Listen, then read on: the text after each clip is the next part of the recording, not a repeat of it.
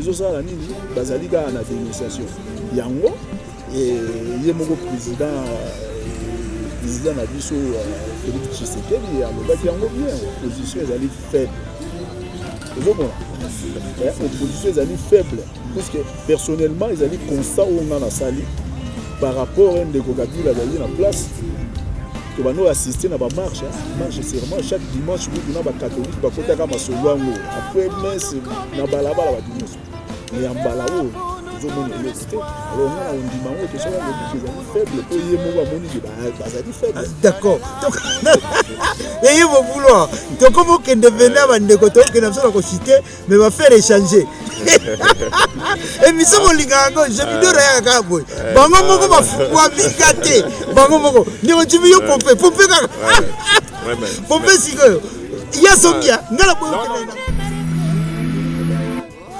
sur situation oyo ya bandeko ya est sur situation ya bapasi ya bacongolais sur situation oyo ezali ya kimuyibi ya badirigeant na biso sur situation neti bien récent awa makambo ezosalema na fois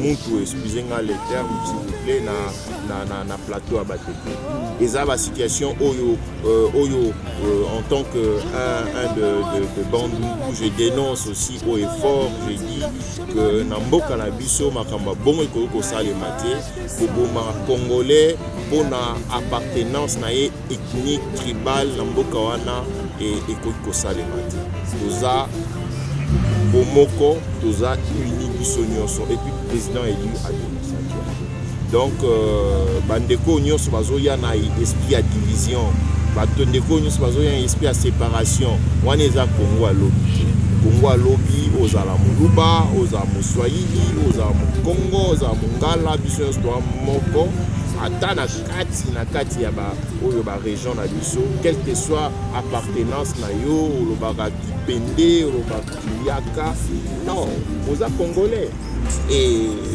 nde nalobi otunaki ngai président eli azodénoncer te oui il est fait au effort il faut landaka ye il faut landa batute na ye il y a eu même un communiqué il y a essayé oyo président donc zeloko koloba te on le fait et il faut que biso bandeko balandaka pe bayebi que la constance et puis c'est la crédibilité ou bien la crédibilité à la personne du président élu déjà tellement très haut et puis les Congolais bazo porter na 2023 bon merci Mingi toujours profondeur idéologique il y a mouvement où il y a ngai on a besoin d'appartenir donc c'est pas pour rien biso de prendre même fédéralisme donc Congo tous depuis tous indépendance ici système tous en ango il faillir totalement ils ont vraiment la faillite mais ba élite na biso ba politicien na biso jamais va se remettre en cause ba le Congo est un bon camerounais comment voulez-vous mboka munene lowa Congo ezali dirigé na groupe moko ya bato bafandi na Kinshasa ayebi par exemple makambo ezoleka fin fond kuna te na kata kokombe ou ezoleka na bumba ezoleka soki wapi na manono ayebi te azozela batiki de la rapport si ko soki rapport wana eza déjà tronqué ba décision pe okozwa eza tronqué donc ezosenga mboka wana en tout cas pour na biso ezosenga faut bazala pragmatique quoi baloba bon système de tamboli na ngwa unitarisme et simbité voir ezali concentré na esika moko na bato na groupe moko ya bato moko bona kisasa le système est marché to changer système mais c'est ndeko na oyibo maloba ndeko chimo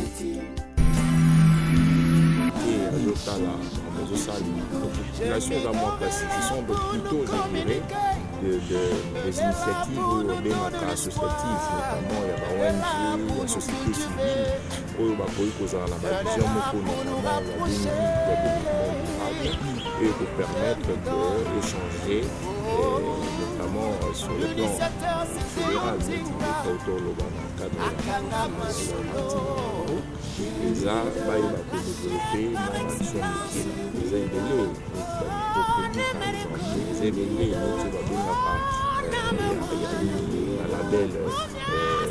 label environnemental ou bien protégé à région peut vous permettre un commerce équitable.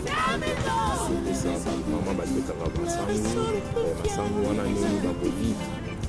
Kango, la prix assez à moquer, la qualité par exemple peut permettre au limbon et les grands poissons, les producteurs, mais les autres cas de vendeurs à acheter en quelque sorte. Ce sont des boulots que vous allez développer, notamment la partie na cadre ya ngai parce que bandeko bayebi te naza potentiellement futur candidat ya l'élection l'éducation 2023 na Masimani. Soki na Congo parti oyo ezali na bamartyr ebele mpona bimela mboka wana ezali Beden. Toyebi bamassacre ekekana ya ndenge na ndenge même na arrivé mpaka ya pouvoir ya président na biso Tshisekedi il y a eu encore des morts nati baye kokanga leader na biso botala bino nyonso oyo nyonso esalama parce que tokende kodénoncer présence ya barwandais na kati ya mboka wana. Mot d'ordre à l'époque ezalaka kutu donc le Congo au Congolais et le Rwanda au Rwandais mais bandeko ebele bakangama et naza koinformer bandeko mosusu oyo bayebi te ezali bandeko mosusu bakangama na temps wana batinda bango na prison ya Andenga. Touti okufela papa moko ya mokolo ya plus de 80 ans, 83 ans si je ne me trompe pas, auti kokufa na prison ya Andenga seulement parce que amarchaka pour dénoncer la présence de Rwandais. Que le Congo au Congolais, le Rwanda au Rwandais. À qui qu'on fait ça? Pour qu'à marcher qui pour réclamer droit. Et le gouvernement en place, bango mo bazo dénoncer. Et attaque au pays zo subir attaque à Rwandais. Ozomona te que problème est là, ils sont dénoncés avant, bandeko bakangami, papa bakangami, bakomi kokufa kuna na prison. Siko bango moko après premier d'année.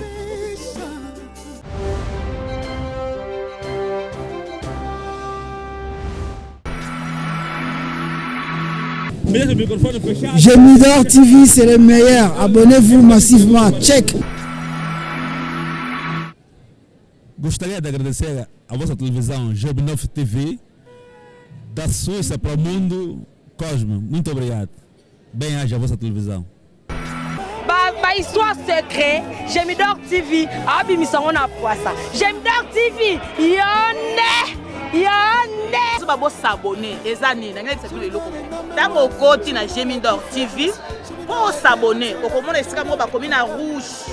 Mupanzi koto ezana liboko moko esali. Ezana liboko muso esali. Yo sikoyo oponi liboko oyo esali bo biso très bien. La kisi osepe na chaîne na biso. Olongo bana okitina okomona ba komi en rouge, ba komi s'abonner. Ozi moi flèche wana eza wana o cliquer. Tango cliquer okomona eloko oyo ya ngonga eza mupanzi. O cliquer na eloko wana ya ngonga ekosala de on dirait voiler eloko wana ya ngonga. Wana déjà ça l'a assuré na Gemidor TV. Gemidor TV. Mouah.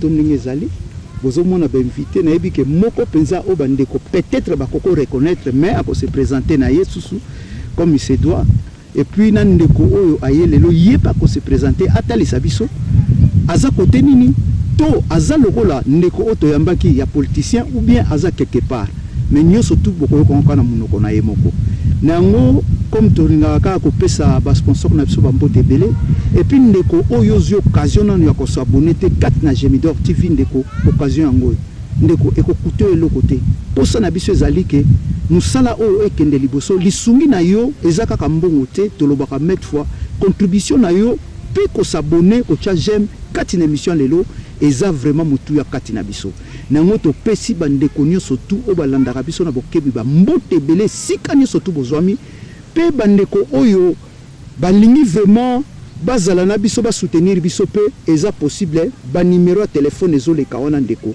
eza na benga biso tokosolola comme il faut nango na kokene mbala mo boyebi kaka tokima kasi matango kati na bemission na biso nango pona monopoliser parole te na kokene pena ko pesa bandeko na bango na plateau ba mbote belé déjà pour lelo za show lelo tela solo makambe belé te mais tuika na moi makama mike mike.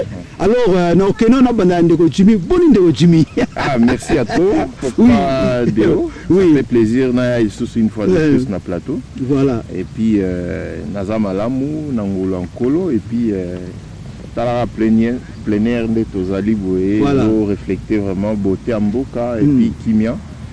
Zali. Ah, mais de comment biscuit mouké, n'enga mboka zo refléter, mais balaka qui bisope lokola, Congo pe koma lokola. Allemagne. Est-ce que toujours rêvé quand vous êtes bien moi biscuit voilà ma promesse toujours tanga ma promesse on est ça mara libanda mais une chose est vraie, il y a beaucoup à faire, il y a vraiment beaucoup à faire. 2023 ils a commis nango la monnaie est commis là 24 donc ils ont kendara donc longue de la victoire ils ont mouké donc ils commis vers 24 donc 2023 l'élection peuple est moura au jugé parce que les population congolaise y est moura yebi ils a minga olobate ils a ninge to mona ninge mboka zo tambola bangonde bakoye bako décider quoi. Donc, ils ont peuple ndakoloba dernier mot naïe. D'accord. Mais normalement, il y a des progrès. Moi, personnellement, je sais que ils ont eu beaucoup de soucis. Premièrement, on a bloqué Bango, Toyokaki, notamment la FCC. Après, si les lois tokolo bato bazo kamba biso bakoy ko justifier ou bien bakolo ba lisusu bazana moins souci ou bien kokoso pour ba ko exercer ou bien ko mettre en valeur notamment en application ba plan na bango nyonso ba tchaki pour ba ko faire rêver ba congolais exacté. Donc netolo bakawana TV est la réalité, voilà. TV est la radio. Donc je pense que bah image y a un mot résolba. Ceux qui bah congolais bah commis vraiment en Allemagne en Ah d'accord. Merci. Base de la rap base de la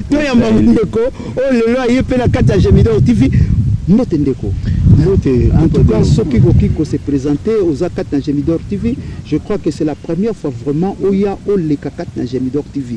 Mais les gens vont se présenter. Et là, il y a Malam pour la chaîne. Malam, d'abord, merci. Bandeko Bolanda la chaîne. Ils allaient chaîne, ils ont contribué pour l'émergence. Il y a Bissou Banamboka. D'accord. Et Kopé Sapé Bamakanisi. Bamakanisi, on les a Bamakanisi. Où ils ont permettre Bissou. Tout un changement à solo. D'accord. Parce que changement pour banda fait bandana na makanisi avant que bo banda otiango en pratique. D'accord. Bon côté na pratique sans que bo zana na makanisi na. Donc on senga na bande ko ba s'abonner surtout na chaîne na biso oyo et puis ba landa ba émission. Donc non seulement qu'on s'abonne mais balandaka plus ba émission pour na ko s'appelle makanisi na bango. Donc loko na za na ngo yango wana donc mbote na balandi nyonso ya chaîne. Ce qu'on peut se présenter si bandeko pena bayeba yo obimeli wapi outi wapi po baokamoka babi oh mais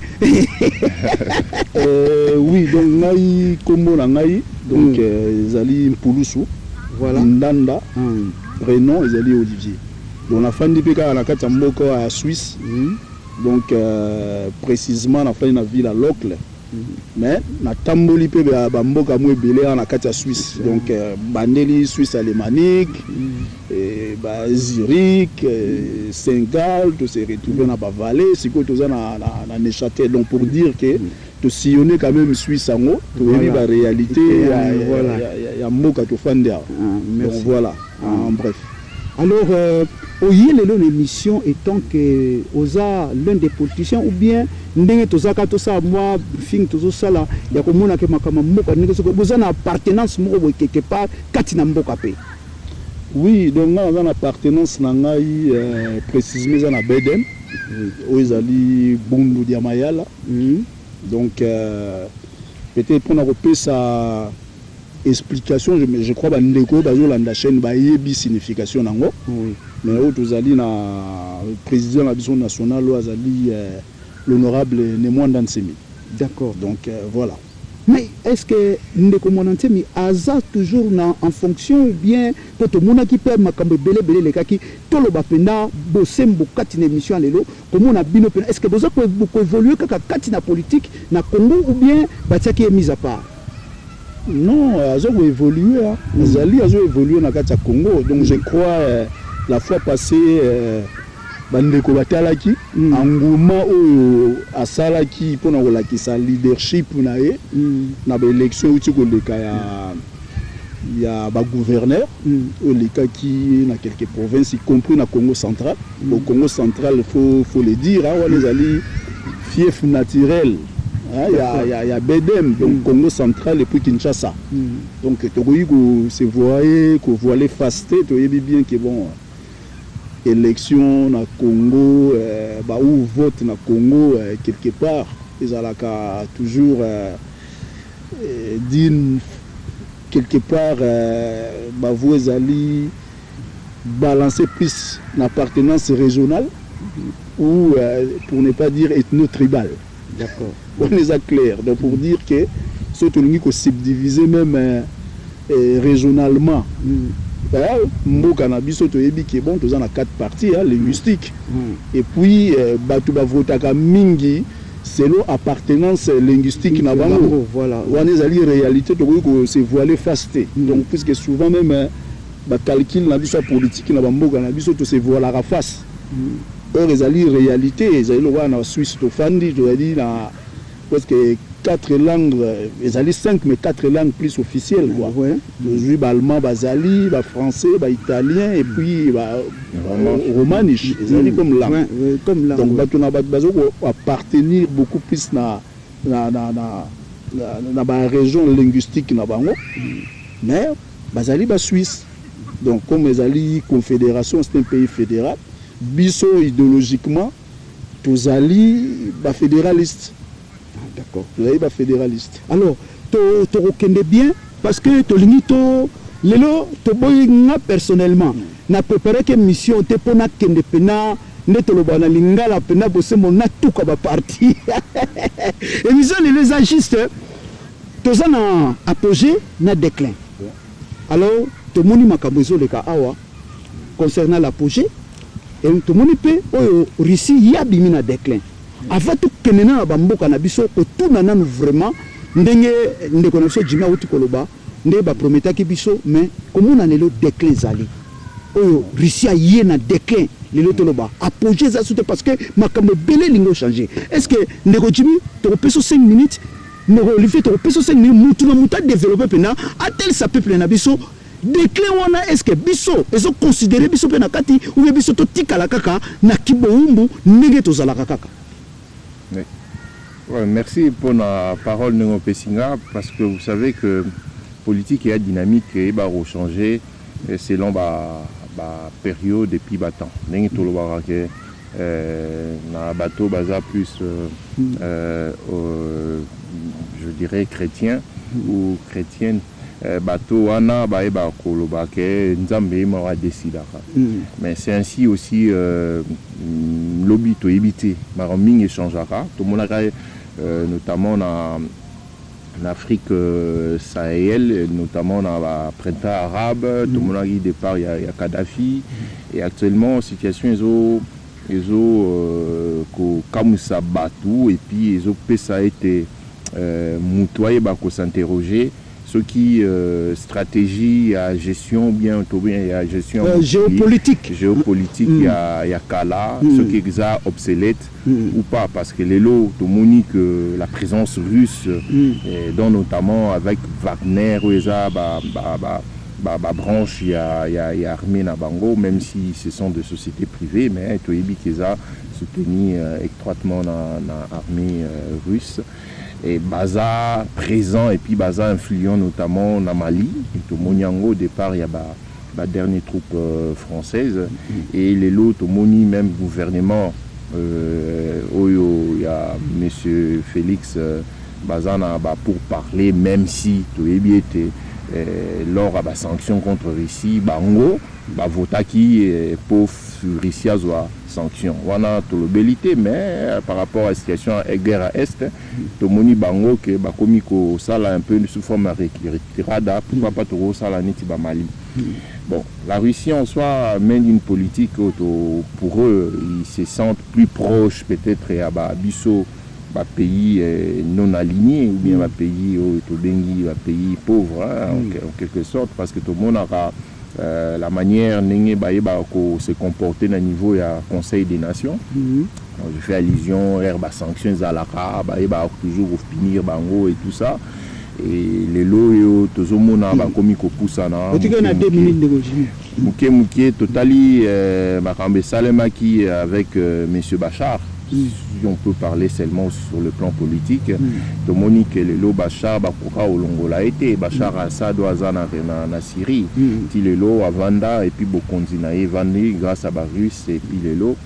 Et le lot situation, il y a Ukraine, Bissognon sur Toza, de manière directe ou indirecte impliquée, ou bien impactée plutôt, parce que Tomoni, Mafouté Mati, Tomoni, Toyebikutu là-bas aérozo kendo cha essence na yo moni nenge ni tout ça toujours ka ba guerre yemeti ya nzala et tout ça parce que Russie a été blocus na ba port et en Odessa ainsi de suite. Ce sont des choses qui peuvent changer et puis nous en tant que politique je pense que bateau bazo gérer population les lots notamment dans le gouvernement actuel, il y a Félix, ils doivent savoir que l'OBP il faut changer. Donc, c'est-à-dire, Moutaza éternalité, les lots, Aérosolia, Yeba Okobongisa, na voisin, un bon voisinage. Mais ces derniers temps, peut-être au Lobelangwa, nous avons senti sous forme, il y a répression moko, il y a brutalité vis-à-vis du gouvernement. Je dénonce haut et fort situation esalema kibiso na siège à parti à SID na Kinshasa oyo ba wewa na quelques je dirais groupe ya ba policiers ba ekobeta même ba masasi na butu donc eza biloko moko to moni to dénoncer ango et puis to moni dans un état de droit entre guillemets et ko salemate donc il faut tous à la na moi kozonga sima to mona maramu ndenge ezosalema ba mboka mosusu et puis toyeba ke tokoza libanga te toza éternel te. Ah merci ndeko minute nekoki to pesa pesa ko ndeko Olivier Maloba to yibio na molo to kozonga selo Maloba ndeko Olivier pas pesa opinion après to continuer pendant comme il se doit 4 émissions na biso lelo. Ndeko Olivier soki peno kokoloba pona yo tozoloba likambo ya projet na déclin lelo penza komona Russie tout mon a déclin et salami. Merci pour la maloba. Nana oloba observation. Oui. Oh, na sali personnellement la situation ici. Na Ukraine, ils ont senga surtout dans biso à pays ou à biso africain, ils ont senga moi pragmatisme mo boy. D'accord.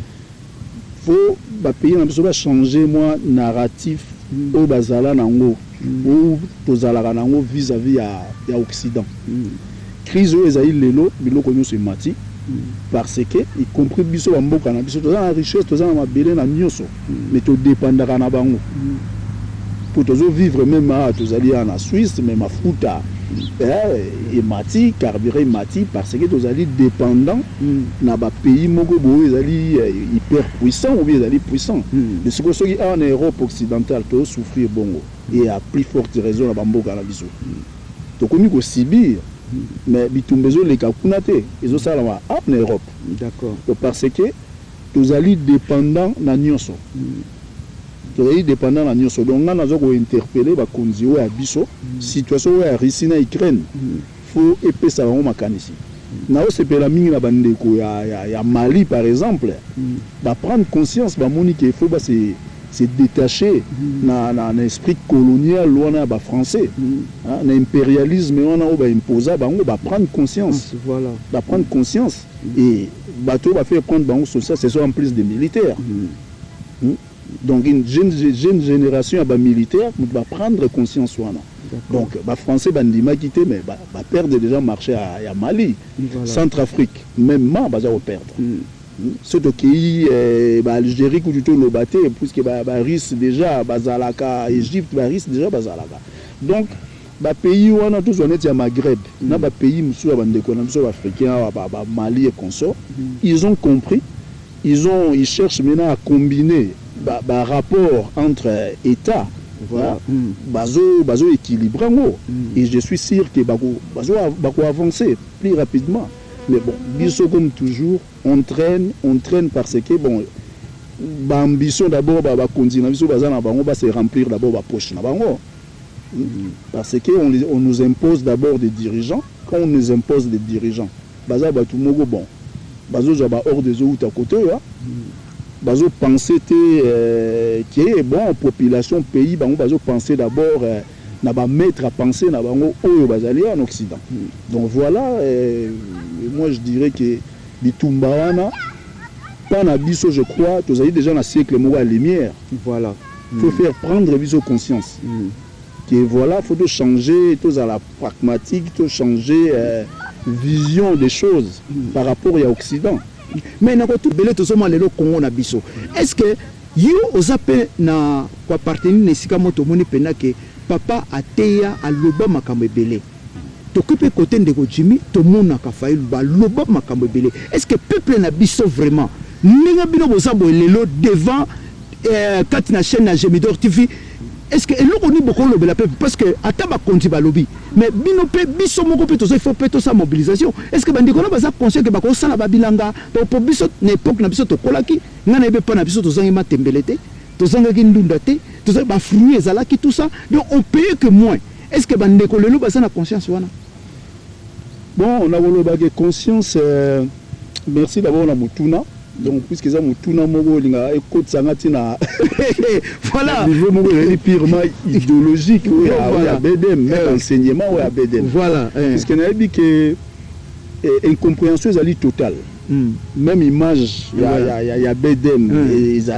ezala terni sali babimiseka image moko ke soki ba neti ya bangunza ba qui c'est voilà non parce que des fois na biso liboso on apprend à lire donc papa wana ozomona kaka wana honorable Nemonantini ba livre o ya koma ba koma ba livre ça plus de 200 livres si je m'abuse pas en plus par semaine na bimisaka to benga ngo congolais to zaka ba pamphlet moko bimisaka ba penser par semaine abimisaka donc tellement de temps ngalaté moi to comprendre même idéologie ou enseignement lingi koloba nini parce que na biso premièrement ezali faut d'abord changer l'homme mentalité ndenge question tu poser donc ezali justement là ce qui mentalité changer ne de otombola même kita question autotune vraiment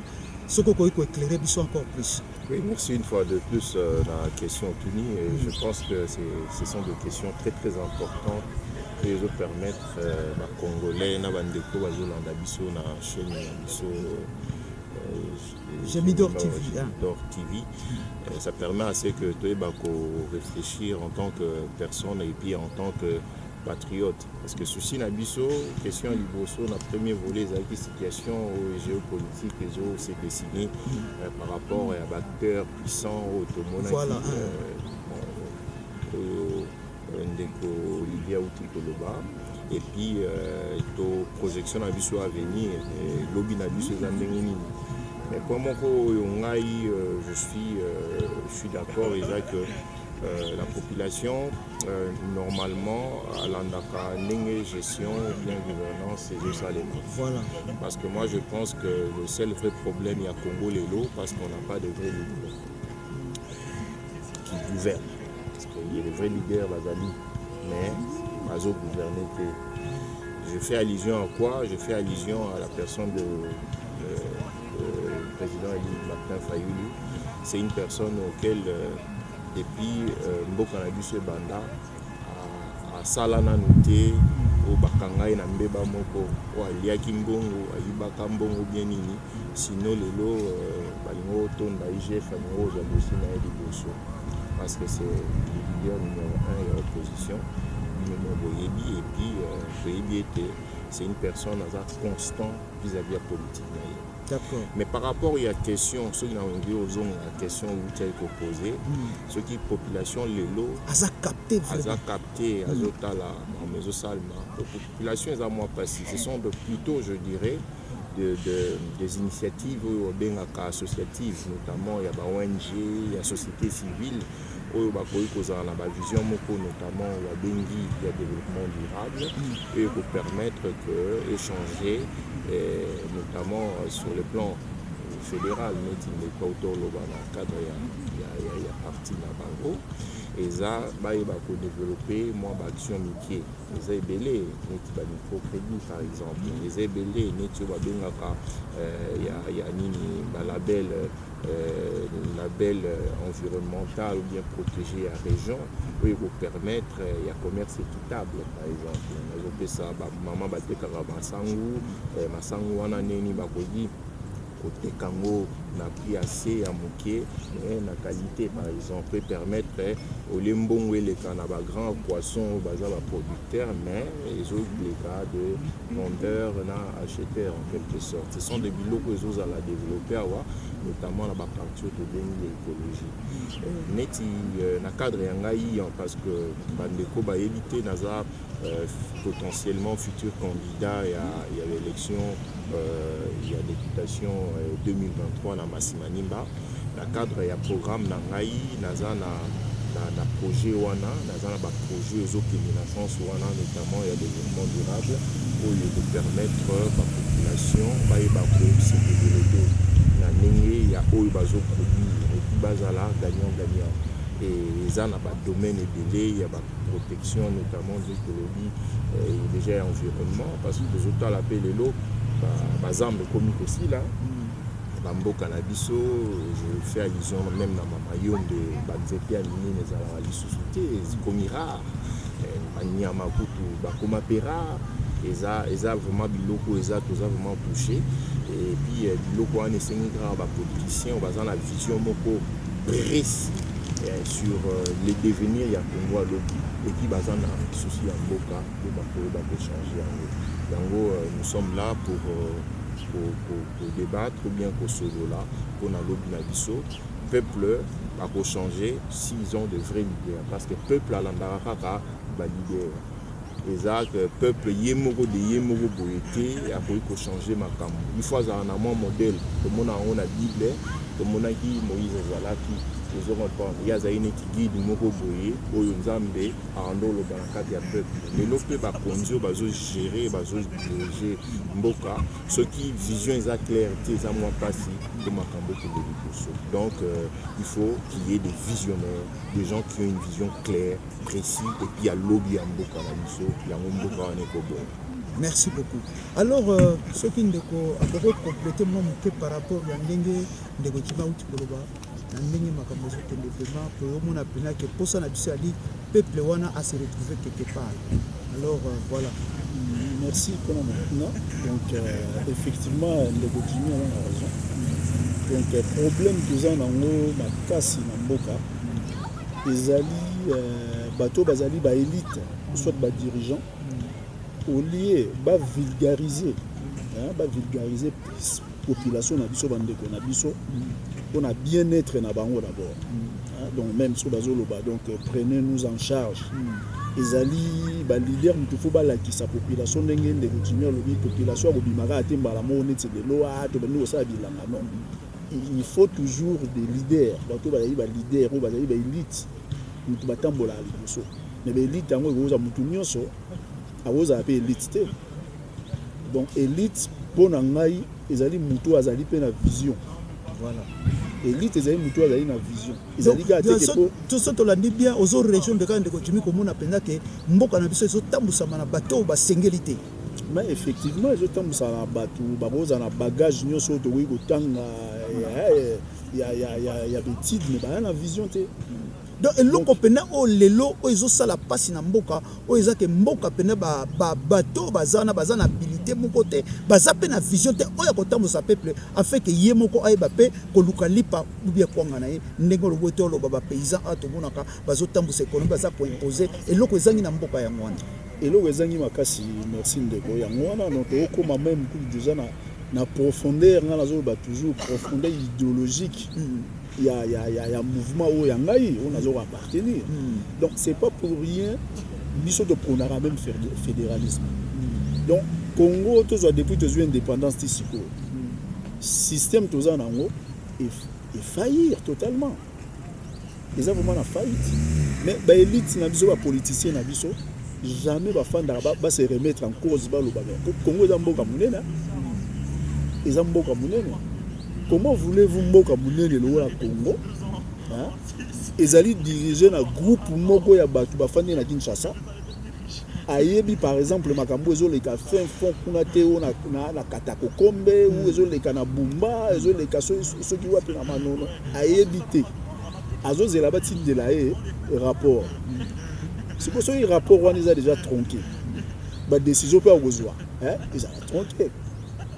Donc ezosenga mboka wana en tout cas pour na biso ezosenga faut ba pragmatique quoi ba bon système de tamboli na ngwa unitarisme et simbité voir ezali concentré na esika moko bo na batu mo na groupe moko ya batu moko bo na kisasa que système est marché te to changer système. Mais c'est ndeko na oyibo maloba ndeko Jimmy mais tomona ki ndeko Martin Fayulu yatambola lo lenge ndeko alobi penza ke komona ke non gouvernement baza trop constaté kaka na Kinshasa aussi longtemps que ba mboka Congo eza monene mais ndeko Fayulu nenga tambola kana est-ce que communiquer pe na ba ndeko boposa na yeke ko talisa ba ke Budagana ekenda minimbwe balobela kango lisute communication ezali to ezate komona lelo eloko moso ezolo ba mate na minimbwe. Ah, mais au cas moi, Déo, président Eli Martin Fayulu n'a eu ça qui est constant par rapport à propos et puis par rapport à la politique. Azan la ligne Moko, ils ont bien droit.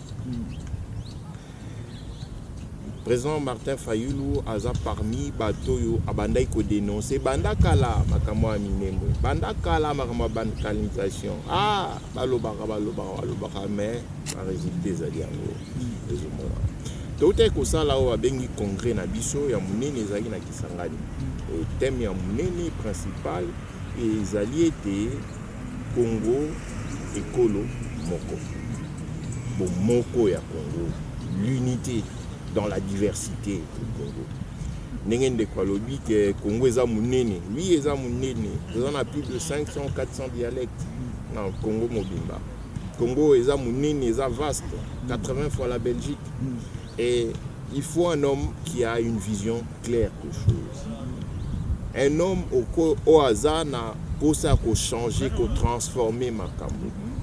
Et je pense que nous tous nous avons un souci le président élu Martin Fayulu azalité na ndenge ya komba congolais bazana bango ba kotanga no ba classe mais vision de l'euro mususu ozotala lobby ndenge mboke kozala ozo comprendre et il faut tala ka kolanda kai na ba tweet c'est parmi les rares hommes politiques à tweeter ou bien que dénoncer sur situation oyo ya bandeko ya est, sur situation ya bapasi ya Congolais, voilà. sur situation oyo ezali ya kimuyibi ya ba dirigeant na biso, sur situation neti bien récent awa makambo ezosalema na Fwampu excusez-moi les termes s'il vous plaît, na plateau à Bateke. Et ça la situation oyo en tant que un de Bandundu, je dénonce aussi haut et fort, j'ai dit que na mboka na biso makamba bongo ko salema te, ko boma congolais pour na appartenance na ethnique tribal na mboka wana et ko salema te. Toza Bomoko, Toza uni biso nyonso, et puis le président élu a dénoncé à donc bandeko nyonso bazoya na esprit à division, bandeko nyonso bazoya esprit à séparation, wana eza Congo a lobby te. Congo a lobby ozala moluba, ozala moswahili, ozala mokongo, ozala mongala, biso nyonso toa moko ata na kati ya oyo ba région na biso, quelle que soit appartenance na yo, olobaka kipende, olobaka kiyaka, non, oza congolais. Et na lobby otunaki ngai le président élu azo dénoncer ou bien azo dénoncer, oui, il est fait haut et fort, il faut landa ba tweet na ye, il y a eu même un communiqué, il y a décidé oyo président signé. Donc zelo ba kolobate, on le fait et il faut Rolanda Rabiso, Bandeko, Balanda Rapé, Bayebi, que la constance et puis c'est la crédibilité, ou bien la crédibilité à la personne de président élu, les a tellement très haut. Et puis, les Congolais vont porter dans mon thème. En 2023, bon, merci Mingi. Ndeko Jimmy nalingi ko toucher penate côté wana olingo memanga nabi ko ngo kotsenga sika moko mais lelo to sa pena na makamona te parce que soto bito ke nango tolali to yebi ke médias attendent vraiment na en deux mots on va vraiment pour na bino gouvernement lelo to ça dans les bons tina élection ou bien il y a une quoi. Bon, on répondre maintenant pour rajouter, ils n'ont pas pour rajouter mais pour porter opinion. Voilà. Par rapport à Marambo ya Bunagana, tout ça voilà. Et justement biso na BDK na BDK BDM donc Zaka et le Moko donc et l'autre toujours déplorer ma casse na bandeko. Ils allaient parmi les partis à l'Iboso, la Katia Congo, ils vont dénoncer la Rwanda. Ils allaient, ceux qui sont Congo, parti où ils allaient, na ba martyrs rebellés pour nous la Mokana, ils allaient Bedem. D'accord. Tu as eu un massacre de Cana, il y a même n'arrivé pas à pouvoir, il y a président Abisso Tshisekedi, il y a eu encore des morts. Si vous avez un leader na biso, botala bino nyonso nyonso salama.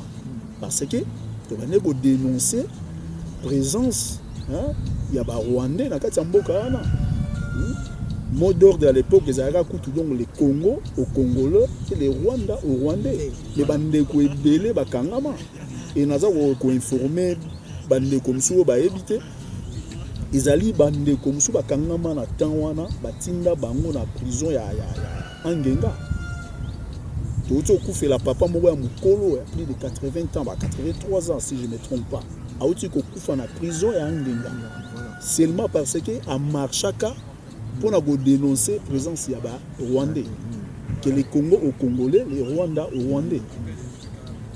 A ke ko kufa kuna. Pour kaka a marchaki pour na go réclamer droit. Et les lois gouvernement en place, bango mo bazo go dénoncer. Et attaque au pays ils ont subir attaque à Rwanda. Aux hommes on a dit que le problème est là ils sont dénoncés jango avant bandeko bakangami ba papa bakangami ba komi ko kufa kuna na prison. Siko bango moko après combien d'années ba komi ko dénoncer. Aux hommes donc et le banango grand maître, un grand maître honorable Mwandanseni, malheur aux gens qui ne comprennent qu'en retard. Donc, et là qu'on a mis entre parenthèses, voilà. La question il y a des élections. Comment on a quoi que ça lit tout exacté. Bon, on a organisé pendant les élections. Est-ce possible d'organiser des élections parce que l'ancien président Joseph Kabila a organisé des élections dans fonds propres Yamboka. Voilà. Dans fonds propres. La crise pesaki par-ci par-là, mais a organisé qui Yango quand même. Alors, par rapport, il y a des statistiques, il y a des réserves monétaires, 3 milliards par-ci par-là. Ils ont les pays, ils ont la capacité à organiser. Voilà. Mais pour des raisons purement politiques, pour des stratégies politiques, l'élection est risquée et ça la matière.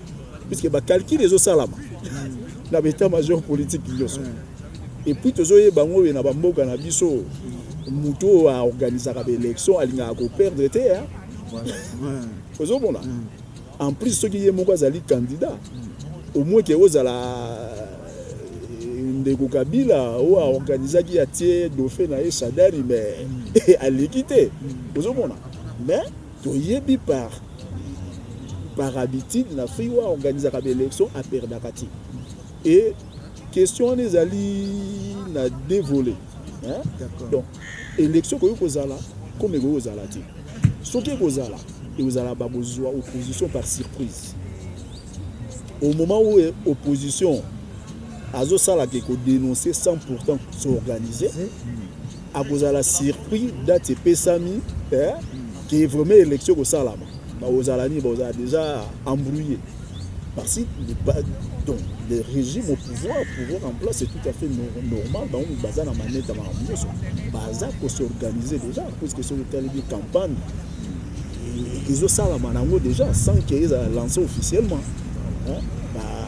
Bilan, il y a le président de Pessama, voilà, et le Salami, on a déjà campagne.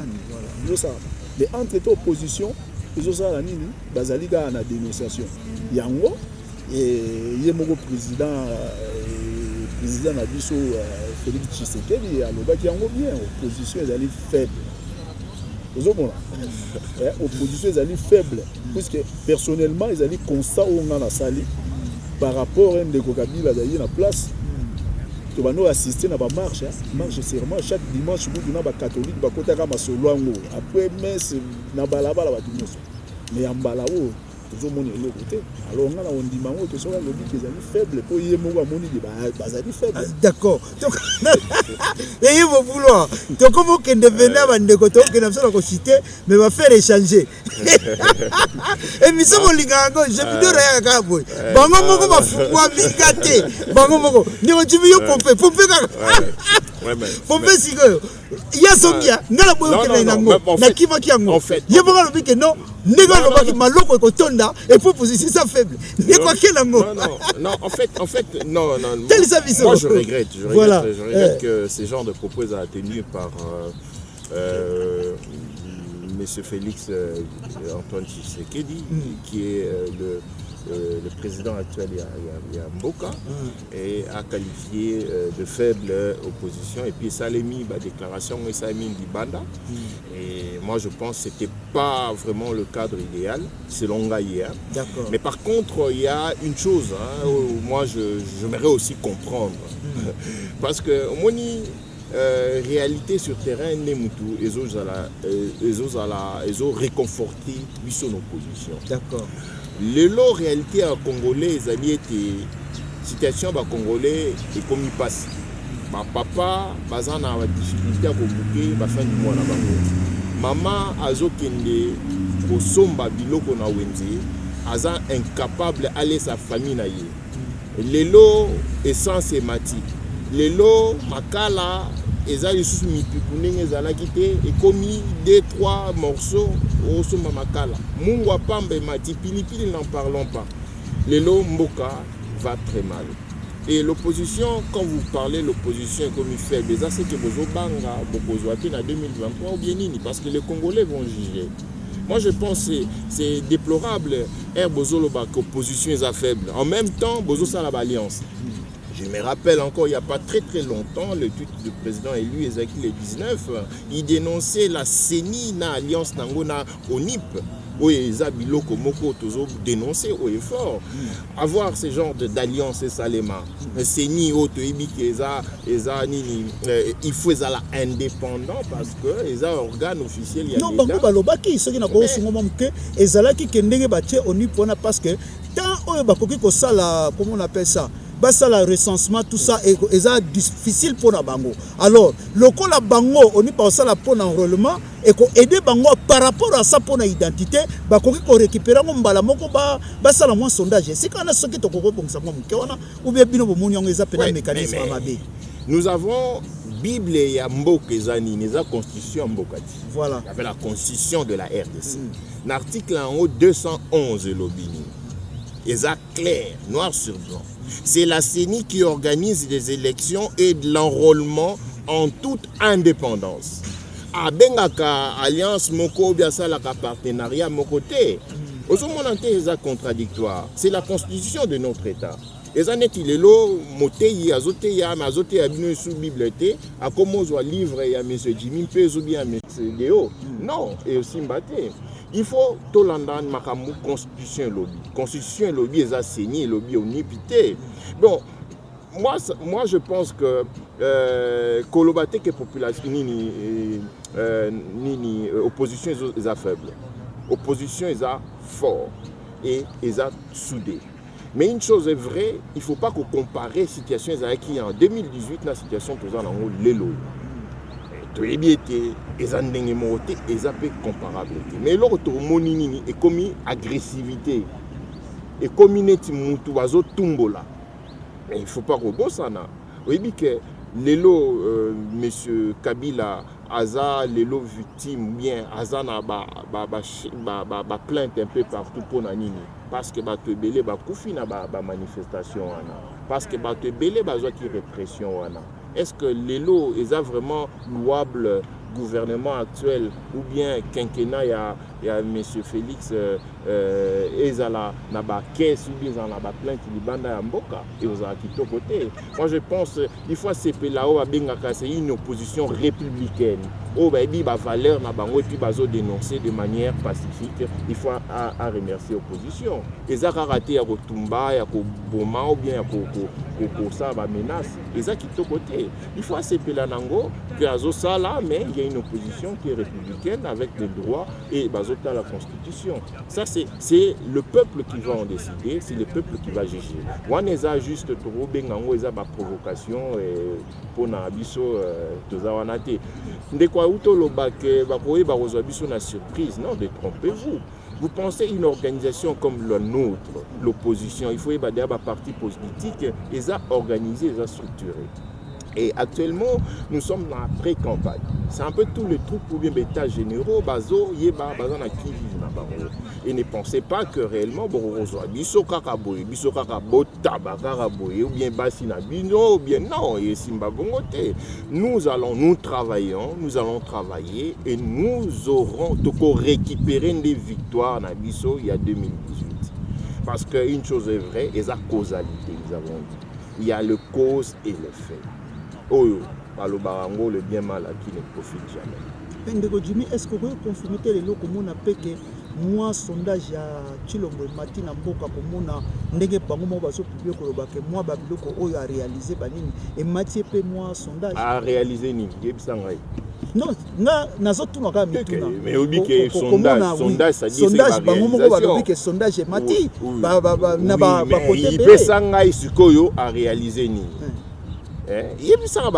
Concrètement, M. Félix, Sali Banzela, mais Banzela, on a Oyo, Nenge Mboka, on est Zali, Nzela, on est Salini. Les lots, chemin de fer, et l'orni n'a malongé Salini. Mais c'est la population qui va en juger. Moi, alors, 2023, tant que tu as na souka siko, on a pino pena 2023. Et bozo mo na mondeo, poto sili sali kambo est simple. Le gouvernement Azwaki Azan a 5 ans.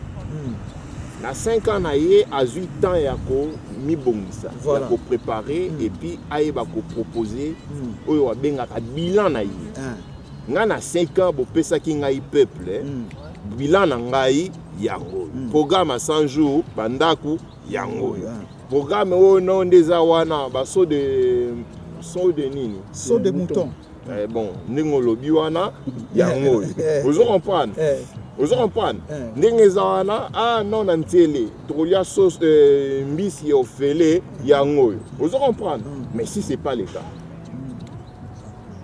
si c'est pas le cas ozala nini alors bandeko na opromettre bien eloko moko émission lelo pena to programme te ezala kitoko boye mais namona kitoko makasi mais tango tozokima nsima ntango mawa mingi awa toza bata misala na kosenga pena bandeko pena tozwa 5 minutes po tokenda suka toclôturer émission na biso parce que toke pena na beaucoup émission te ndenge ezalaki mpenza mpona moni ndeko pena abimisi identité na ye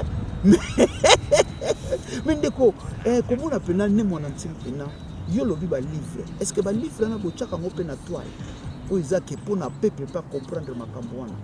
Oui, balivre dans la toile, il suffit disons au la main sur internet sur le beti BDM ou BDK au Romona bimaka na kisasa bandro ezali o bateka ba livre ba publication na nyonso par semaine une fois sur internet ezali donc sauf que les problèmes qui te misana nde otanga te to misana nde ya komona mais ya otanga te donc peut-être bon ezali pe na ngambo na biso mokili peut changer peut-être au changer ba stratégie sous de façon qui batala biso mingi bayoka biso pe mingi voilà donc yango wana merci alors ndeko Jimmy to komi na biso pena na suka to chite soko okoloba su nini to boyi to kende parce que na yebiso to ke koto na yoza loko apoto obeta masasi awa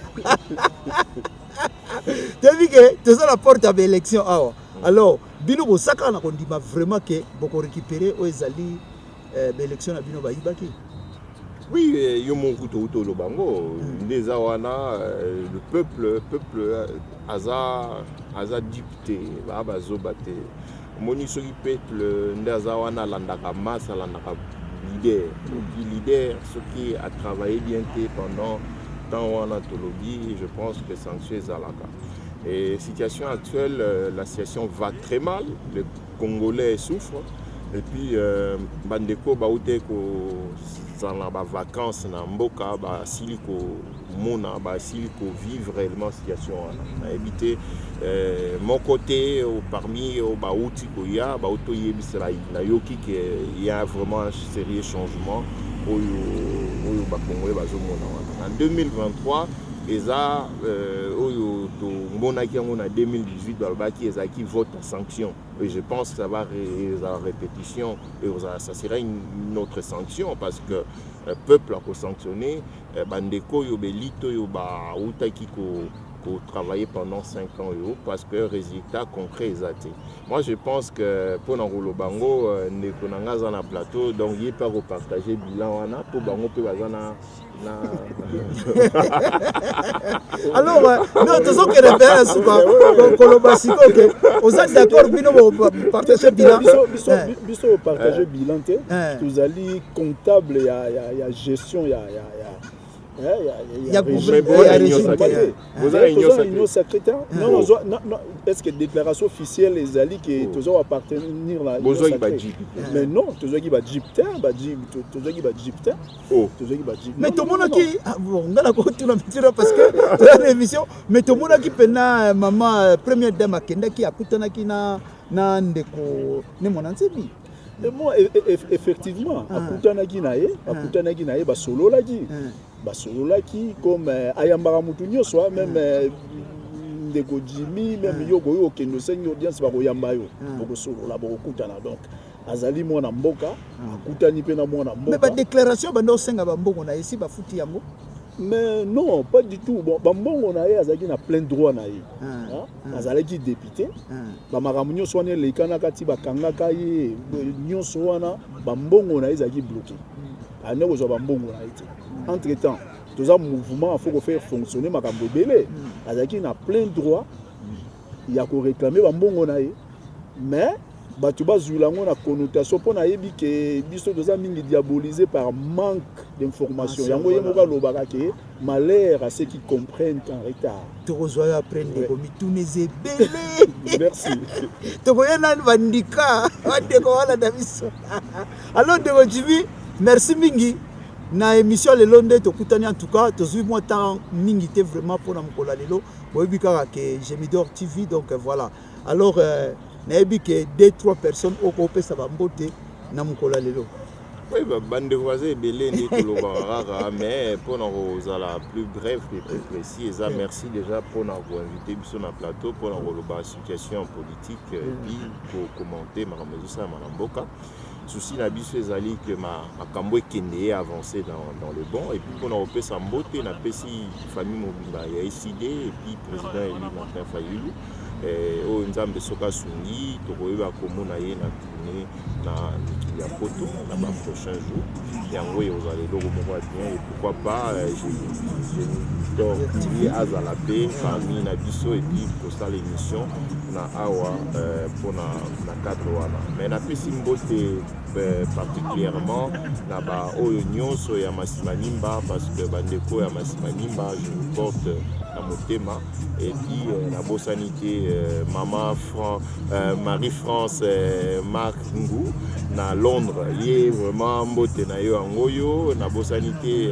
maman Moboni Chantal ou azali chargé à communication ya ECD sans oublier bandeko nyonso oyo balinga de long de près et pourquoi pas na bosanité PT oyo ezali famille na ngai famille mpezo mobimba et puis bandeko nyonso na kati ya ville ya Masimanimba une fois de plus. Merci beaucoup. Bandeko chaud de fond bandeko chaud de fond na moyi bo DJ fort mais mbote na yango yo oyoko na bosana kiyo na bosani binote bandeko na nyonso ya chaud de fond bandeko ne Châtel ainsi de suite bino nyonso mbote na bino mama Brigitte na beti na possible bino nyonso mbote à la prochaine merci beaucoup. Merci de ceux qui ont posé la 2-3 personnes et ça la bien tant au monde un peu qu'on pèse moi mbote voilà donc merci le loba ngana osenga na opesa beaucoup plus mbote bandeko na biso ba congolais nyonso d'abord donc na o bazo souffrir na est o bazali par-ci par-là ba mbote na ba courage to yikaka ampiko donc e osimba et puis bandeko nyonso ya BDM et puis bandeko ba adhérer plus na BDM ba luka koyeba idéologie à partir ya ko enseigner nini ba luka kateka ba yuka ba luka ba adhérer ba yeba idéologie ba ko se retrouver ba ko comprendre enseignement autozoaka et nous le bani donc mbote na batu nyonso ba olanda biso ba abonner et puis vous s'abonner davantage et puis j'espère bien que vous bando olanda biso peut-être que ça makanisi na biso puis kobimisa o nyonso za kati na biso donc ba famille o ba biso ba connaissance et puis ba congolais nyonso en général d'accord mbote merci bandeko to komi pena na suka to kokendega ndenge zalaka ya kopesa penza o baza ba leader na biso politique to bosani bango te oyo bazo porter biso à cœur et puis bazo sala quelque chose pour na mboka to kokene pena na ndeko Martin Fayulu ba mbote belé siko zwami to kepena ne mwana nze ba mbote belé siko zwami ne to lobi communication et les kamingi bandeko na biso en tout cas tozo yebisa bino vérité bo le kaka na botanga tant bozo tanga place connaissance ko matin ngana bo comprendre o ezali ba idée politique ya bandeko wana et baza dans les bons est-ce que bozo landa bango pena bo comprendre to yebite mais nzambe asunga bino to kutani ambalasima ba mbote esikani soto zwami esikani sozo tala biso en tout cas nzambe apesa yo kimia apesa yo bolingo afungola pe bikuke oyo nyonso ezaki ya kokangama kati na Gemidor TV biso kaka losambo merci botika malamu to kutana ambalasima ciao ciao ciao. Gemidor, la télé number one. Gemidor, c'est la différence du monde médiatique. Gemidor, c'est la meilleure chaîne numérique de la planète. Voici les réseaux de la vie, les réseaux les plus fiables. Notre ami intime, la vie change avec Gemidor. Gemidor est là pour nous communiquer. Elle est là pour nous donner l'espoir. Elle est là pour nous cultiver. Elle est là pour nous rapprocher. Je m'y dors. Oh, l'initiateur c'était Yondinga Akanga Masolo. La chienne par excellence. Oh, Nemerico. Oh, number one. Oh, bien se communiquer. Ah, TV. C'est le réseau de la vie. Le réseau le plus fiable. Oh, montez Amieti. La vie change avec oh. Je me donne un number one. Je me donne la différence. Je me donne Yade Yondinga. Je me donne Ekanga Masolo. Ma image puissante et habilité. Je me donne un télé number one. Je me donne, c'est la différence du mobilité. Je me donne, c'est la meilleure chaîne numérique de la planète.